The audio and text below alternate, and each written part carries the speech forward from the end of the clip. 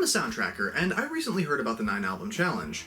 Now, I saw it and I thought it looked right up my alley, but I noticed that one of the caveats of posting 9 albums was no explanation whatsoever about them, and that's just crap. I mean, music as a whole means a lot of different things to a lot of different people, and sometimes part of the experience is sharing how an album impacted you. Seriously, I mean, every single time that I stop at the record store near where I live, somebody who is shopping has either a story about an album that they found that day, or a tale about a record that they're looking for. Now, it's impossible to do a challenge like this and not talk about it, so these are my top 9 albums as of the Top 9 Album Challenge in 2020.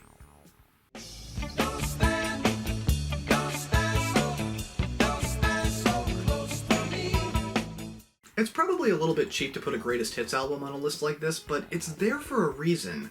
Now, The Police's Greatest Hits was my introduction to rock music as a whole, and it was the first cassette that I ever remember begging my mother to borrow. Because I remember we were cleaning the living room one day, and we had this old all-in-one component stereo system with, the CD player on top, the 2 tape decks on the bottom, and we used to play Mom's Oldies tapes on it.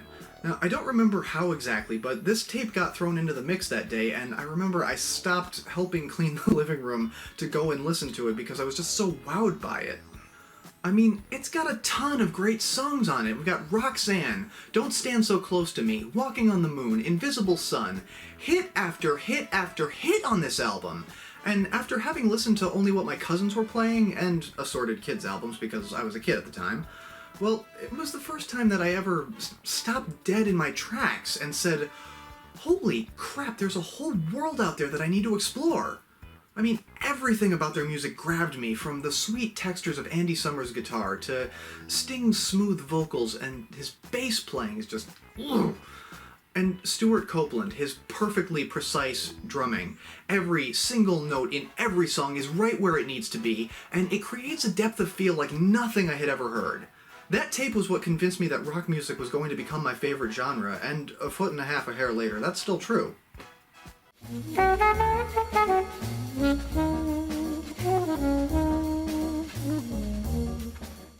This one is on here specifically because of the song Take 5. Now, I spoke a moment ago about my cousins. They had a lot of varying musical interests, and I was frequently present when they were doing the whole swapping of the favorite songs on the living room stereo.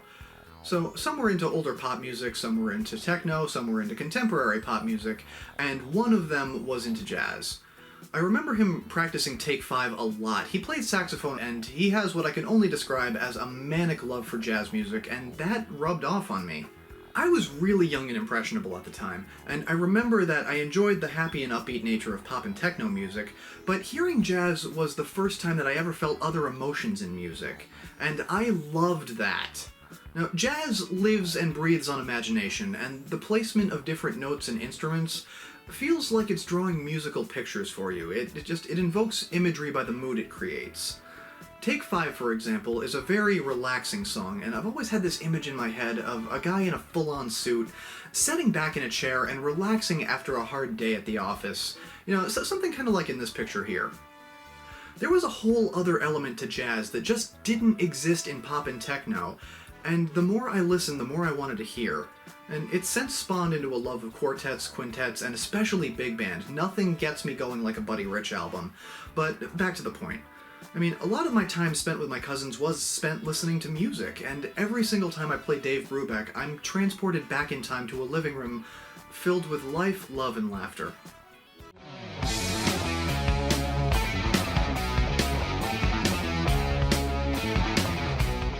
Every single Rush fan has a story of discovery, and I love that, so here's mine, although it's the short version. Now, I remember I was about 12 years old at the time. I found a box in the garage with records inside of it. Now, records had kind of fallen out of fashion at the time, and I was super curious about them, so I brought them into the apartment. Now, I was getting really heavily into music at the time, and as I was flipping through albums of Stevie Wonder, the Beatles, the Stones, rock and roll of the 60s compilations, things like that, I'd started getting psyched to start playing them. And fast forward a few months, and I get my first record player, and I start playing stuff while looking through the box again. So I spotted an album that I hadn't actually seen on the first few passes because it was stuck inside of a gatefold sleeve of another album. And I remember laughing at the cover because it was literally funny. They're moving pictures! I decided to give it a listen, and as the needle went down on the first track, nothing could have prepared me for the sonic awesomeness that is Moving Pictures. Every single song on this album is perfect from start to finish. The music is textured and creates the scenery, while the lyrics are poetic and story-driven. It was an entirely new dimension to anything that I had ever heard in rock, and they very, very quickly became my favorite band, much to the annoyance of everyone in my household. They are still to this day my favorite band, and Moving Pictures was the starting point on that journey.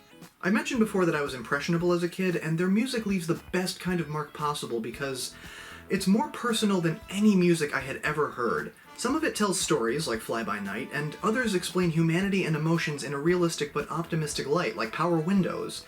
And in what was for me a turbulent childhood, I needed that. Years ago, I found a record that just so happened to be, at least to me, one of the most important discoveries of my life. Moving Pictures led to more discoveries of music that is imaginative, poignant, and most importantly gives me hope, and that's why it's on this list.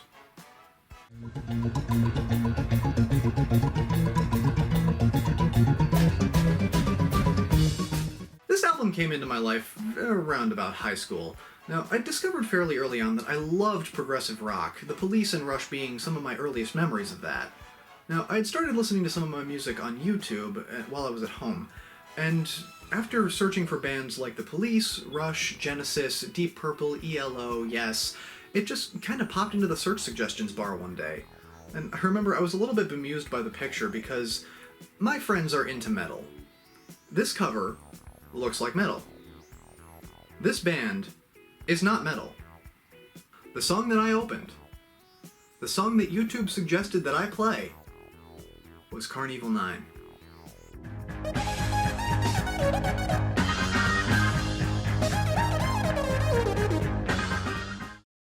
That is progressive rock at its finest. The musicianship is top-notch, and I remember I immediately fell in love with Keith Emerson's organ. Carnival 9 has several parts to it, and at the time I was looking for music that was a little more complex in detail and structure. And I just wasn't finding that anywhere through kids at school, or kids on the bus, or in the library, or whatever. I mean, it felt like it only existed in music from the 70s. It also just drew me in because on top of the insanely good composition, they threw in elements of classical music, jazz music, rock music, and electronic music. And that is pretty much exactly what I was most receptive to at the time. Now, they were combining all of the sounds that I wanted to hear and adding new ones for me to get curious about. If the aforementioned musicians gave me a taste for progressive rock, ELP solidified it.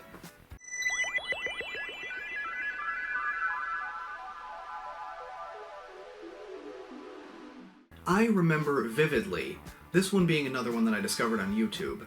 Now, in addition to music, I'd been getting interested in the instruments that made it and the gear that played it, and somebody had uploaded to their channel their record player playing records, and this might be pretty commonplace nowadays, but it was a rare sight at the time. Now, I liked ELO, and I found someone playing Fire on High, and this was on their Technics SL-MA1, and I've just checked, it's actually still up there, and man was that a hell of a memory. Still a fun video to look back at. Anyway, the point is, that then linked me to another guy who had been doing essentially the same thing. That other video is no longer up as far as I can tell, but it showcased not only the oddly colored record, but one of the most beautifully articulate covers that I had ever seen. I looked at it and I thought, there's no way I'm not listening to that. So I decided to check it out, and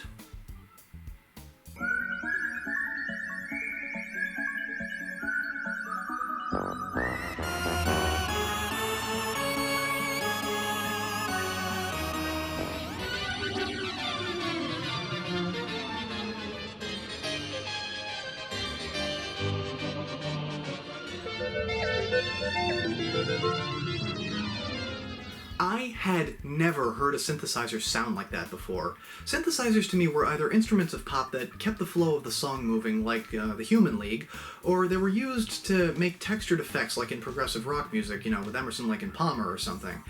And for the record, I love synthesizers. They are my favorite instrument, and this was the first time that I'd ever heard anyone go out of their way to make something beautiful on it. Tomita adapts classical music and brings it over to an electronic context. He uses synthesizers to emulate traditional instruments, and it gives the pieces a very space-age fantasy sort of feel. The settings that he uses on the synthesizer and the layers of sounds altogether give a new depth to the music, and I really appreciated that someone looked at a synthesizer and found what was to me the best possible use for it. Nothing in the world sounds like Tomita, and hearing his work gave me a new appreciation for synthesizers and classical music all in one album.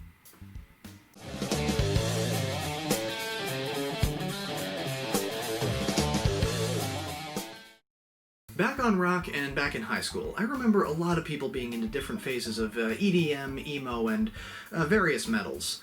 Now, it wasn't really my thing, and I remember discussing musical interests with one of my teachers there. Yep, I was really one of the cool ones. Anyway, he and I had a similar taste in music, so I spoke about the bands that I was interested in, and I'd related to him that I love the textures and complexities of the bands that I'd spoken about before on this, but I love the punctuation of rock music, and I wanted to hear good instrumentation in rock or metal, and his response, at 8:30 in the morning, was, if I recall correctly, Satch. Surf the alien. Said to him, what the hell are you talking about? Satch. You want to hear Satch. Said to him, Mr. Q, is something in your coffee because I have no idea what the hell you just said. He gave me the resigned look of a teacher who was through talking to all the students at the end of the year, and wrote down for me on a piece of paper, Joe Satriani, Surfing with the Alien, and then promptly advised me that if I didn't cease my belligerent modes of speech, that I'd be reporting to him for detention. Well, I took the sheet of paper, and when I got home from detention, I looked it up, and I promptly fell back in love with hard rock. I love bands like Uriah Heep, Deep Purple, AC/DC, The Cult, Boston, Def Leppard, The Cars, and I love the orchestration of rock music and how upfront it is. It's got energy and it's got attitude, and that's what gives the songs their lifeblood. Joe Satriani took that lifeblood and gave it a form that is distinctly his own, just by how he composes the music. What sets him apart is his understanding of tone. Now, a lot of guitarists will show off a great technique and skill, and they know how to wail on their instrument like nobody's business. And other guitarists don't. But Joe Satriani constructs pieces that have a very distinct feeling to them. And while I enjoy rock, there's a whole lot of it that feels sort of just, high energy one and done to me. And I never got the sense that when Joe Satriani's putting out a song, he's doing it just to have a song out. He combines elements of blues, hard rock, and metal to essentially give the best of all worlds, and I had never heard anyone play a guitar with so much passion and skill until I heard Surfing with the Alien.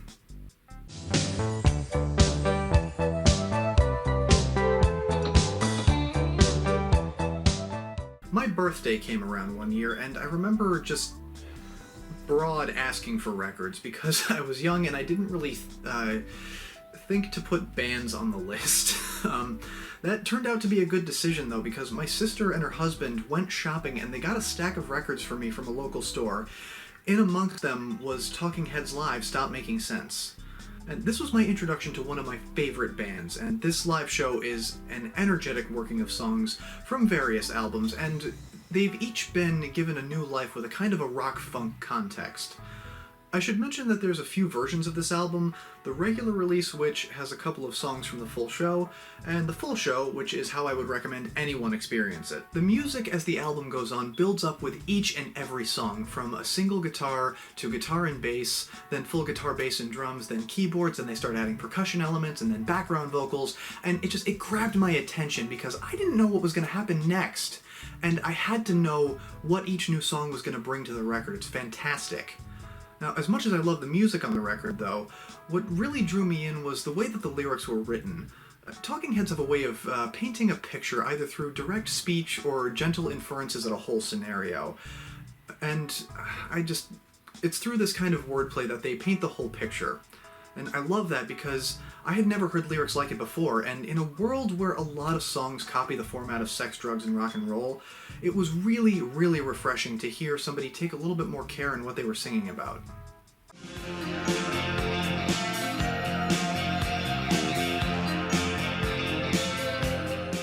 Talking of bands that cared about the lyrics, Oingo Boingo. This is a band that I just kept hearing whispers about, though actually not through friends or family. My earliest recollection was that I was up late avoiding homework as usual, and I had YouTube going in the background. It was a playlist of bands that had made a name for themselves in the 80s, so it was things like Hall & Oates, John and Vangelis, Peter Gabriel, The Human League, all those were playing. And one of them popped up that I had never heard before, Stay by Oingo Boingo. I remember stopping what I was doing and fully paying attention to the music because it was incredible. It had beautiful textures in it. I liked the song, but it was late and I wasn't really in the mood to explore it further, and I have this terrible problem where I'm incredibly naive about music, and I thought, well, I mean, this is the first I've heard of them, so this must be their only hit. Oh, how many times I've thought that and slapped myself later, because there is a whole catalog of incredible things to hear. Throughout the next couple of years, I had bought a cover album by a band called Ninja Sex Party, and they featured a song on that album called We Close Our Eyes by none other than, you guessed it, Oingo Boingo. And I remember thinking that the name sounded familiar at the time, but I couldn't quite place it because the first encounter was kinda lost to memory, so again I put it on the back burner. Cut to a few months later, and I'm in a record store looking at some cassettes when what should pop up? Best of Boingo. I read over the back of it, and the titles looked a little bit odd to me, but I remembered having heard them a few times, and it was the best purchase I made that day. This is a greatest hits album that I'll say is comprised of a decent mix of their work. Boingo lyrically delves into a lot of topics about humanity, and it can get pretty dark in some areas, and it can also be light in others, and this tape is pretty much made up of a good mix of both sides of Boingo. The lyrics in every case are very detailed and describe situations, people, and philosophies to a T, but they're done with a flair that only Danny Elfman can bring to the words. He is an incredible vocalist and knows exactly what needs to be emphasized where. And side note, this is the same Danny Elfman who composes film scores, and it's pretty interesting too, because you can hear in Oingo Boingo the same sorts of rhythms and textures that would define his film work, and it lends the music an edge that most bands just don't have. It's funky and driving, it's intense and uncomfortable, and all of this goes together to create different moods for different songs, which makes the oddity that is Oingo Boingo. This album led me to look at their catalog further, and it's one that I really should have made time for sooner. You put your hands in the air and you jump off the ground, and then you take that funky butt and you shake it all around. This one is a little bit of a stretch from the other ones on the list, but it's one of my very, very favorites. Ninja Sex Party I discovered as a teenager through a YouTube channel called Game Grumps. Now, that channel makes me laugh daily, and Danny and Aaron are two of my favorite comedians. Danny is in a band with Brian, who gave up a career as a physicist to make comedy. That man has a PhD and makes comedy for a living. In any case, this is one of the first instances where I had gotten into a band that was actually new at the time. I mean, everything that I liked in music was usually from bands that were either not touring, or they were touring with members who weren't initially in the band, or they had split long before I was born. Now, NSP's catalog I was super excited about, and I started keeping up to date on things that they were doing. I mean, be it Game Grumps stuff, or an album, or a collaboration with Tupperware Remix Party, who I'm also very fond of. So most of their work I had just previously listened to on YouTube, I mean, through either a very well done music video or through some of their singles releases. And while I had gotten their cover album under the covers, this was the first time that I had ever purchased their original work, and I love it because it's not a one-trick pony. I mean, the shtick with NSP is that Danny takes on the persona of a Jewish superhero who talks a big game.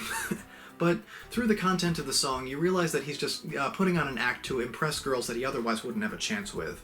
And it's blatantly obvious that he is not at all the guy he's pretending to be, and just let me show you what I mean. Well, of course I know how to talk to women. Give me a delicious groove. This is what I tell them. Girl, I'm gonna take my flying diddly out and slam it in your flump. Anyway, so Brian is usually the silent protagonist and Danny's wingman in every case. What I like about this album, though, is that it's an expansion on their previous work. A lot of their songs do tend to deal with those kinds of lame attempts at picking up girls, but this expands their comedy into a more nerdy territory. It's still the shtick of Danny talking a big game, but in different and expanded ways. Each song has a different situation, and they really explore the lyrics and the comedy in ways that fit really, really well together, without it being the same jokes over and over again, and that's really what makes this stand out in their catalog. As far as the music is concerned, they've been making improvements with each and every album, and this one is absolutely no exception. They collaborated with Tupperware Remix Party, who laid out the backing music on this album, and man does it sound good! Oh, it is a smooth combination of 80s funk and pop, and it has a life to it that only these musicians can bring, and nothing at all boosts my mood like listening to them. And I say that because, amongst other things, I have depression. I've been managing it for a number of years, and I remember buying this album when I was in a pretty dark place. Now, depression is hard to talk about at the best of times, and sometimes it's hard to relate that to others, no matter how much you care about them, and no matter how much they care about you. It's really, really easy to become trapped inside of it, and music is something that I've always felt helps lift me out of it. And where Ninja Sex Party is concerned, they are on a long, long list of little reminders that I have that the world can be a good place if you make efforts to overcome that darkness. Now, it's not at all an easy thing to do, but they help remind me that it's worth trying. Those are my top 9 albums, and if you're going to do a challenge like this, make it personal. To show a bunch of albums without explaining why they mean something to you means absolutely nothing, because why and how they made their mark is important. That's why I share music with my friends and my family, and that's why I think an explanation is in order, and I'd encourage anyone to do the same. Thank you for watching, and if you've got 9 albums, tell your story.